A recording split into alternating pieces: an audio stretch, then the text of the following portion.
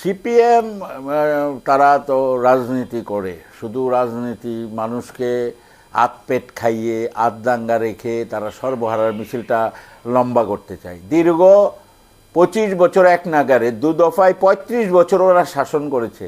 গ্রাম পাহাড়ে গরিব খেটে খাওয়া মানুষের আর্থসামাজিক অবস্থার কতটা পরিবর্তন এনেছে, কি করেছে।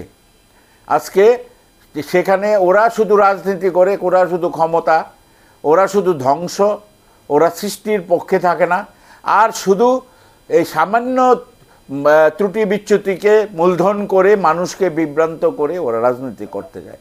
এই রাজ্যের জনজাতিরা দীর্ঘ 35 বছর শাসনে কমিউনিস্ট পার্টিকে খুব ভালো করে চিনতে পেরেছে।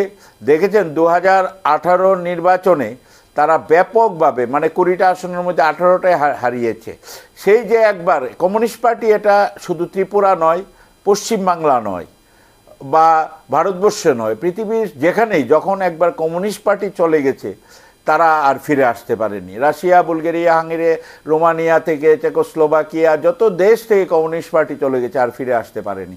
ভারতবর্ষ পশ্চিমবঙ্গ, ত্রিপুরা থেকে চলে গেছে, টিম টিম করে জ্বলছে কেরলে, এবং সারা ভারতবর্ষ আজকে আর কোনো দিন ওরা ফিরে আসতে পারবে না কোনো রাজ্যে।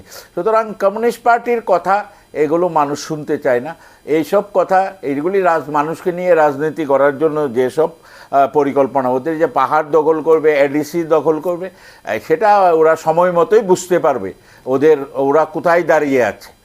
আপনারা অপেক্ষা করুন, দেখতে পাবেন যে কমিউনিস্ট পার্টি পাহাড়ে কোথায় দাঁড়িয়ে আছে। কারণ কমিউনিস্ট পার্টি 2018-র আগে গ্রাম পাহাড়ের খেটে খাওয়া মানুষের পদধ্বনি ওরা শুনতে পায়নি। তাদের যে ব্যথা বেদনা, তাদের যে অবস্থা, সেটা ওরা বুঝতে পারেনি। তাই তারা 2018-তে নিশ্চিহ্ন হয়ে গেছে, আর ফিরে আসতে পারেনি। কোনো নির্বাচনে কোথাও তারা মাথা তুলে দাঁড়াতে পারেনি, পারবে না। কারণ 35 বছরের অপশাসন, এর থেকে বেরিয়ে এসে এই রাজ্যের জনজাতিদের আবার নতুন করে তাদেরকে বিভ্রান্ত করা, সেটা আর সম্ভব হবে না কমিউনিস্ট পার্টি।